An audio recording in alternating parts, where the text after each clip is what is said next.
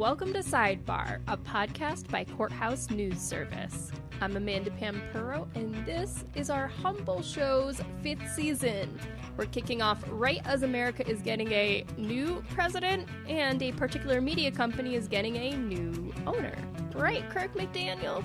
Hey there, Amanda. That's kind of right, but also not. Oh, great. That's exactly why you're here, to take us through the uncertainty of a certain bankruptcy process, promising to determine who will own one of the nation's most controversial media companies, one whose name actually sums it all up with a bow: Infowars. That part's right. Well, that's a relief, because bankruptcy is not my strong suit. It's not just about any bankruptcy. We're looking at a years-long case involving Alex Jones. Everybody's love to hate bunker uncle, telling us the government controls the weather, and 9/11 was an inside job, and Sandy Hook. He convinced people that the 2012 murder of 20 children at Sandy Hook Elementary School was a hoax. Juries in Texas and Connecticut ordered Jones to pay for such lies. Over $1 billion, in fact. How is he still on air? Well, thanks to the First Amendment and a successful business selling supplements, Jones is still broadcasting his Infowars show online and posting to social media. But this story isn't just about those judgments. No, this story is about the quest the Sandy Hook families have been on to collect on those judgments, and how Jones has turned a historic defamation case into a blockbuster bankruptcy case that has put his very own platform, Infowars, on the line.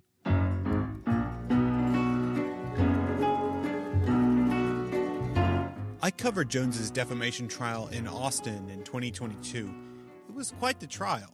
Outside of the courthouse, Jones would talk to the press about how he was being victimized and that this was a kangaroo court. He would also broadcast from his show, talking about the plaintiffs in the case, Neil Heslin and Scarlett Lewis, and even the judge. And then there were countless moments in the courtroom like this.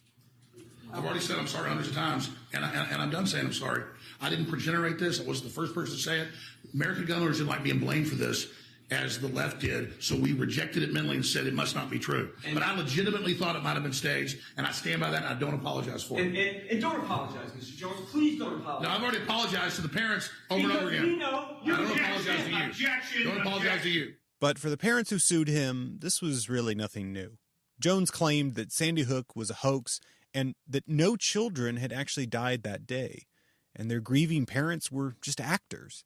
So this was just another chapter in a very long struggle to have him answer for these falsehoods. After the judgments were entered in Austin and Connecticut, this story took a turn when Jones filed for bankruptcy in Houston. We have had a reporter on the case who is here to help me break down exactly what's going on.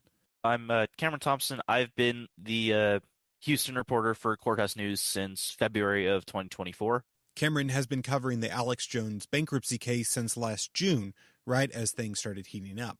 It's important to note that Jones's company, Free Speech Systems, had filed for bankruptcy way back before the defamation cases even began. He initially filed bankruptcy in late July of 2022 in what's called a Chapter 7 bankruptcy. So his goal was largely as a shield of future liability, trying to protect as much of his assets as he could.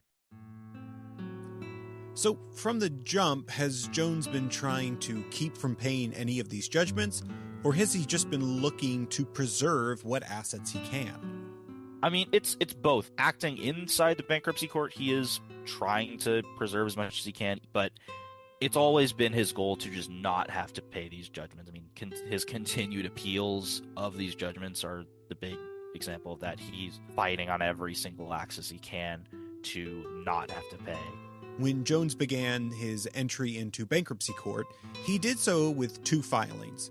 One case for Chapter 11 personal bankruptcy and the other case for Chapter 11 corporate bankruptcy for his business, Free Speech Systems. What was significant about these filings is, as University of Florida professor of law Christopher Hampson told me, it's not what most people would do in Jones's position. Now, most people don't file for Chapter 11 because it's expensive, but someone like Jones with a complicated financial profile might file for a Chapter 11. But they both started under these chapters that are roughly focused on reorganization and give the debtor a lot of control. So the debtor gets to propose, here's my plan. Here's what I want to do. And a lot of bankruptcies start that way. And then they, if it doesn't work or the people can't coordinate a deal, they're not good negotiators, they slide into a Chapter 7, which is the liquidation chapter. Now, talking specifically about the corporate bankruptcy case, that case was really bogged down by this failure to negotiate. Here's Cameron again. The two sides of this case just could not actually reach an agreement on the corporate side. They'd gone back and forth for 2 years, and really at a certain point the judge just set an ultimatum down and said, hey, I need you to bring me something or I'm dismissing this case. And they didn't bring him anything, so he dismissed it. But while one case was shown to the door, the other, as Professor Hampson put it, slid right into becoming a Chapter 7 liquidation case, leading to the sale of Jones's assets. The Sandy Hook families filed a motion with U.S. bankruptcy judge Christopher Lopez to reorganize the case into liquidation, which he granted on June 1st, the same day the corporate case was dismissed. All while the gears of bankruptcy court turned, Jones continued his Infowars broadcast, framing this all as an attempt to silence him, and not him answering for the harm he caused the families. At the end of the day, we're going to beat these people. I'm not trying to be dramatic here, but it's been a hard fight. These people hate our children. So, midway through 2024, it's looking worse and worse for Jones and Infowars, putting this conspiracy spewing outlet in real jeopardy of being sold off to the highest bidder. Who was that bidder, Kirk? Someone no one was expecting, but it makes perfect sense if you think about it. I'm intrigued. Let's peel back the layers on this onion.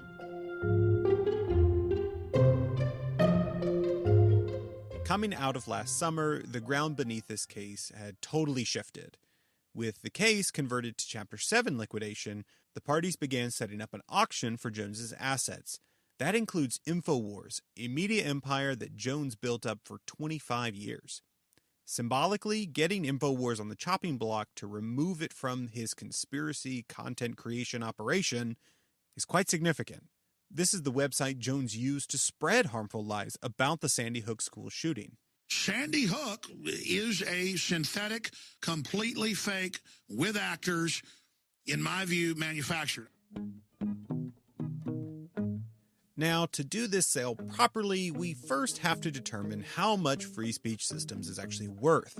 According to our Houston reporter Cameron, the company is actually worth quite a bit. You're looking at it somewhere in the range of 10 to 15 million. As a media company, Free Speech Systems has an unusual revenue stream. The company doesn't run ads. Rather, through on-air advertising, Jones pitches and sells supplements, survival equipment, and media like books and videos through the Infowars store. This has really been a synergistic strategy. During the regular broadcast, Jones presents a problem like global tyrannical catastrophe, and then he sells the cure during the ad breaks. There's just one problem with his business. Here's Professor Christopher Hampson again. I think he also may have a business problem in the sense that his business involved defaming people who then sued him and won more than $1 billion in judgment against him. And once that happens, I don't think he's making enough money to pay all of that off. I also don't know that he's committed to a business plan moving forward that involves not defaming people. So this problematic company has been greenlit for sale by Judge Lopez, but it wasn't until the fall that we actually got word of a possible sale. And well, you already know where this is going. It went to Fox News. Nope. Breitbart? Try again. The Babylon Bee. Not quite. Satirical news website The Onion has purchased conspiracy theorist Alex Jones's Infowars website in a bankruptcy auction. That's according to court documents filed Thursday. And if the two brands seem like strange bedfellows, well, that appears to be the point.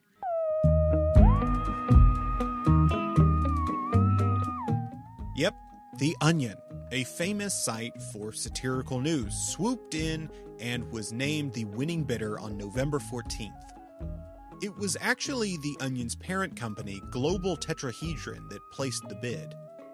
That was quite the surprise, because one of the things I'd been looking at in the weeks leading up to this, we knew the auction was going to take place, or these proceedings were going to be behind closed doors and behind NDAs, so we wouldn't hear about who was participating until everything wrapped up. This was also quite a shock for folks like Professor Hampson, who had been following the case. When the news first broke, of course, I didn't believe it. I asked my RAs to go find me the document in bankruptcy. I said, it's going to be called a notice of successful bidder. And because it's the Onion, I'm not going to take the bait. I need to see the document before I will believe that they've actually been designated as the successful bidder. Amid all the surprise of the Onion stepping in, something caught Professor Hampson's attention. There was an aspect of this bid that was very unusual and perhaps unique. What happened here is two bids came in, and one bid was by First United American Companies, or FUAC, and it's the company that's behind the dietary supplements that Alex Jones sells, and they were a cash bidder. They ended up offering $3.5 million in cash for Infowars. And it became clear over the course of a couple hearings that they were going to hire Alex Jones potentially and roughly keep operating the same business. The competing bid was by the Onion under its parent company called Global Tetrahedron, and they offered less cash. They offered $1.75 million. Usually that would be the end of it. You go with the highest bidder and you go home. The trustee's duty in those situations is to the estate and its beneficiaries, and here the beneficiaries are the creditors, the Texas and Connecticut families, and they wanted money. The weird thing in this case is that the Connecticut families joined the bid. So it was a joint bid, and essentially what they offered to do is to waive their right to receive any of the proceeds of the sale. So all of the money that the Global Tetrahedron was offering to put into the bankruptcy estate would have gone to the Texas families. And the argument they made is, well, this is what we want. We want the Onion to buy it, so it's in our best interests. And if you ask if it's in the best interests of the Texas families, well, they're getting no less money. They're actually getting a little bit more money from this bid because the Connecticut families had a much higher judgment. They would have been entitled to receive a higher percentage of the proceeds of the sale, and they were willing to give that up. Here is Global Tetrahedron CEO Ben Collins speaking with the Associated Press the same day the bid was chosen. I had known some of the lawyers for the Sandy Hook family, so I gave them a ring. I was like, what does this look like? How do we actually do this? And they gave us some information about how to get this moving. So then we thought we could make a bid here, and the families decided they would effectively join our bid, back our bid, to try to get this over the finish line. Because by the end of the day, it was us or Alex Jones. In the view of American life, these people are pure victims, and it's true. Like they've gone through so much, it's horrible. But they're also human beings, and they also like to laugh at things, and they also like fun and good things to happen in the world. And they put their weight behind this because they realized this was a very good prank. So the Onion and the Connecticut plaintiffs in the defamation case teamed up on this bid.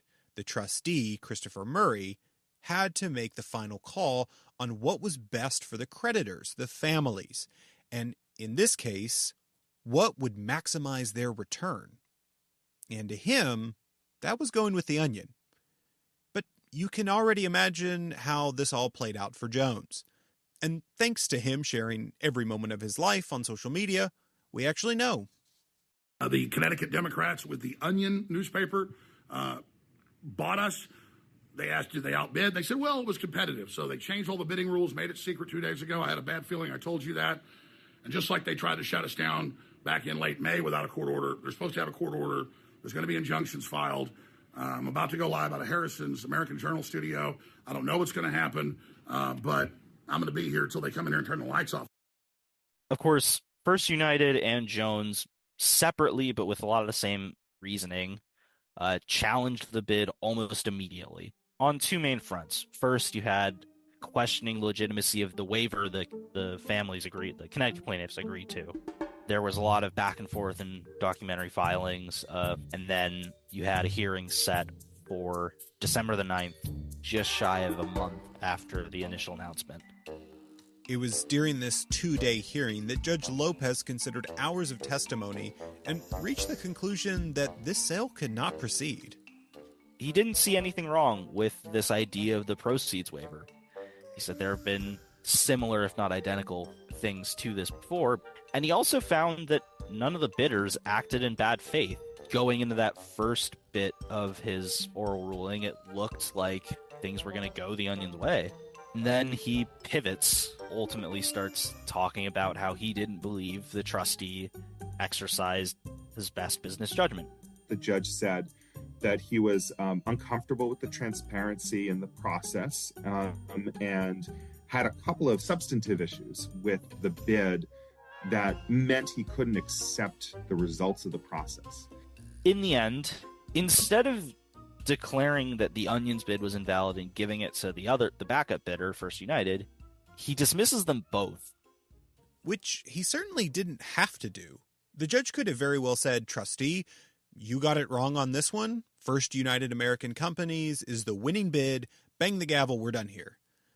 Professor Hampson told me that if the trustee had accepted First United's $3.5 million bid, the judge would have likely approved it. But instead, he sent the parties back to the drawing board.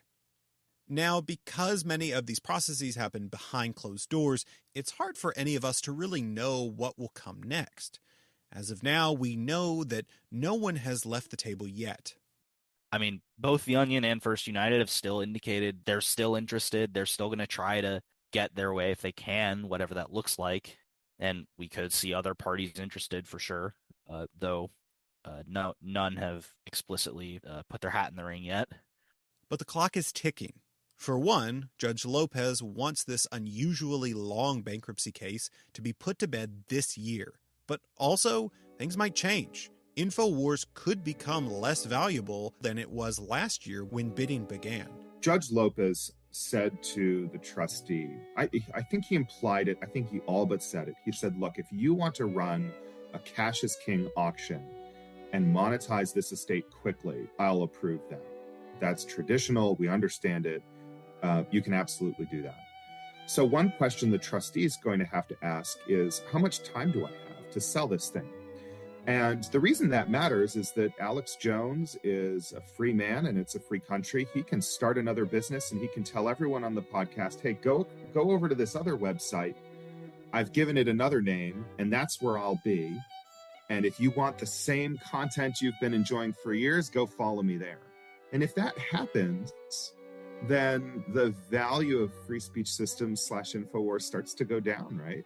Both for First United, but then also I think for the Onion, if it turns out that it's no longer fun to own the Infowars brand because Alex Jones has kind of moved down the street, so to speak, it loses value. It's clear that no matter what the outcome of this case is, Alex Jones is a character that we will be living with for a long time. I mean, the man will have to continue working to pay off his gargantuan sum of money he owes the Sandy Hook parents. But let's say the company responsible for spreading numerous falsehoods ends up in someone else's hands, like the Onions. What power have they gained? And does it really make a difference at all in the long run?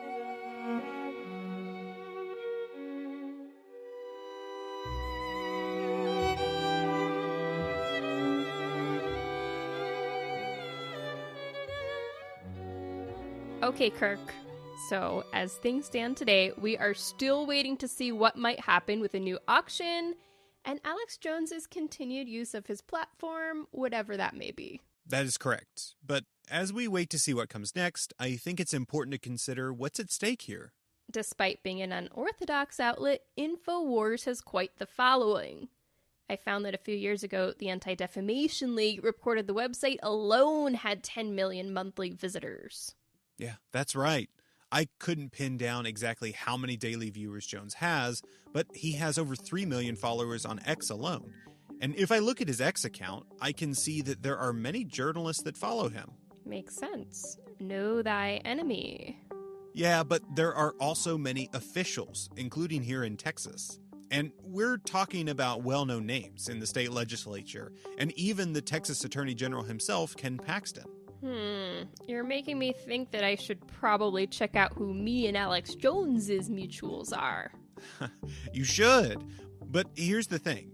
These influential voices follow Jones and maybe even consume Infowars. I think that makes this outlet much more powerful than we would like to believe. To get a better insight into what the impacts of this bankruptcy case might be, I called up Dr. Nolan Higdon. He is a lecturer at the University of California, Santa Cruz, and researches the relationship between disinformation, digital media, and politics. I asked him first to tell me about his thoughts on how The Onion does fake news compared to Infowars. The Onion versus Alex Jones, yes, both are fake news at some level. But The Onion does offer something, and I think this often gets missed when we talk about humor in general, not just The Onion, but humor in general. Humor is an artistic form that reveals things about the culture, often things we don't want to confront. And what I mean by that is, think of how many times you've watched something like a stand-up comedian or read something and you laugh. And the reason why you're laughing is because you know you're not supposed to say this in public, or you're not supposed to think this. But the very fact that you laugh means you do think that. And what does that say about you? It forces those kind of self-reflection moments. Or the thing The Onion does that I love is they write these insane headlines where you have to investigate to determine whether or not they're true or false, because there's a party that says this is sort of insane, but this is kind of where we are culturally. Maybe this is real. And I think that also is helpful. So I think there's a lot of benefits to humor in those senses as a culture. Jones is something totally different. Jones is either knowingly or unknowingly poking and prodding people to take action. Sometimes, not necessarily violent action, although it could be interpreted as that, but real serious action against other people based on complete lies. I'm someone who, grew up in the Bay Area, a big supporter of activism and bottom-up collectivism and putting pressure on power. Absolutely, by all means, go for it. But make sure you're actually putting pressure on the right people for the right thing for something that exists. And I think that's the problem with Jones. Humor is a powerful tool, and for those who have sought to reveal the ridiculousness of Jones's claims, it has possibly been the most effective way to approach him. I mean, how could you not? What do I do, Lord? Destroy the child. Corrupt them all. This is their plan, people. These are demons. You know what? I will go to hell before I sit here and I watch this country and the world turned over to these savages. I'm done. I'm pissed, and I'm not putting up with it. There's no video of President Trump sucking a ding-dong. And so what if there was? That's a lot better than World War III, Owen. I was confused about Alex Jones, and so we decided to turn that into a podcast, and over time it's required learning more than I expected. My name is Dan Friesen. I'm a host of the Knowledge Fight podcast. It is a show that we started, me and my partner Jordan started about 8 years ago. For nearly 1,000 episodes, Dan and Jordan have watched Jones's show and used comedy to examine what was said. It started out just kind of making fun of somebody who yells silly stuff that, you obviously know X, Y, or Z isn't true, but what about Q? What about L? What about all these other things that he says? And then over time it became more like, well, here's what he's saying and why this is why this is bad. This is where this comes from. This is a problem. And so it's just been too long of an exploration of him, honestly. Humor or billion-dollar judgments won't be what silences the Alex Joneses of the world. Or as Dan told me, I think that Alex could have gone bankrupt and he could have been, held accountable in these courts and stuff. And that could have been something that people would be positive and I guess would be cathartic for a lot of people. But the actual problem that Alex represents and what he is does not go away at all through that. And I know from watching him that he would just start another thing. And even beyond that, there are 1,000 of him now. You can't get rid of fake news. Dr. Nolan Higdon again. One of the coolest things about being humans is we get to create, we get to imagine, right? We were just talking about The Onion, the benefit of them creating, imagining these, insane headlines that we laugh at or make us think. So you can never get rid of that. But the other, closely related problem is that also means we can believe and act upon total BS, which is what we do all the time. So that's part of the human condition, where this is always going to happen. Whether or not Jones is around, we'll never get rid of it. From a media literacy perspective, instead of censorship, I've always advocated for just give people the tools to try and determine the veracity of information for themselves. Don't make some unaccountable government actor or corporate actor or academic like myself. Don't depend on us. The people themselves can do it. I think that's more the right answer.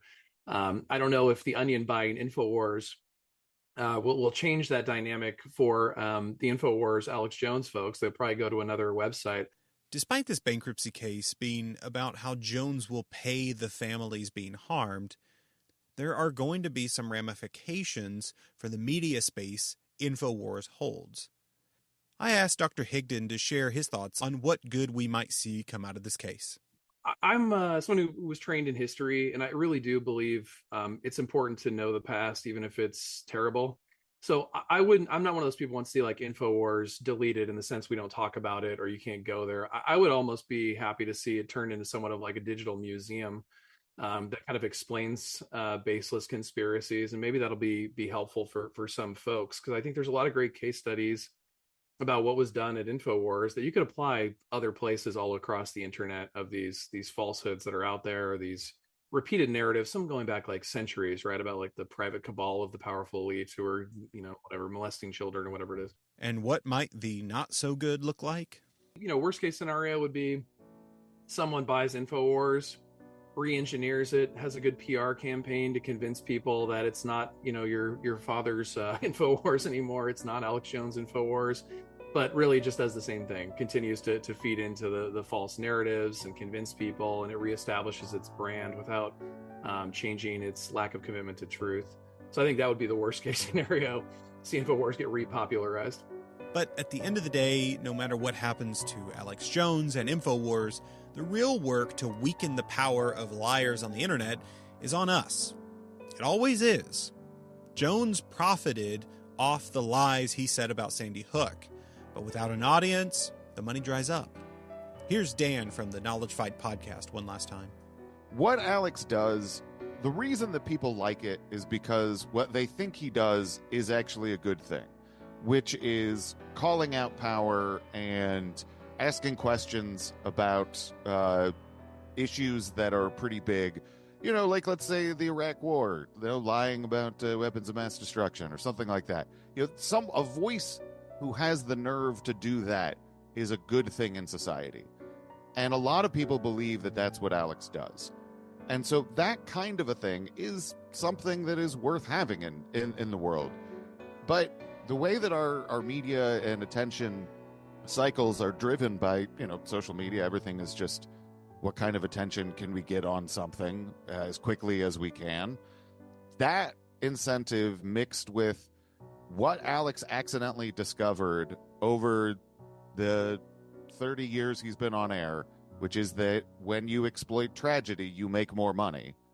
Those things, I think we have to unlearn or uncouple from it being acceptable.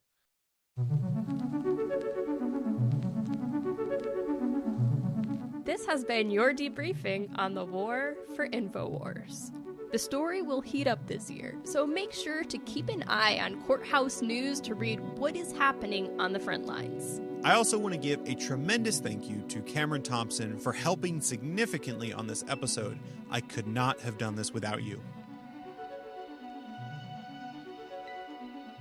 Next time on Sidebar, we're talking about RICO and how a federal law designed to take down the mafia has been used against everything from groups of protesters to a Grammy-winning rapper and even President Donald J. Trump.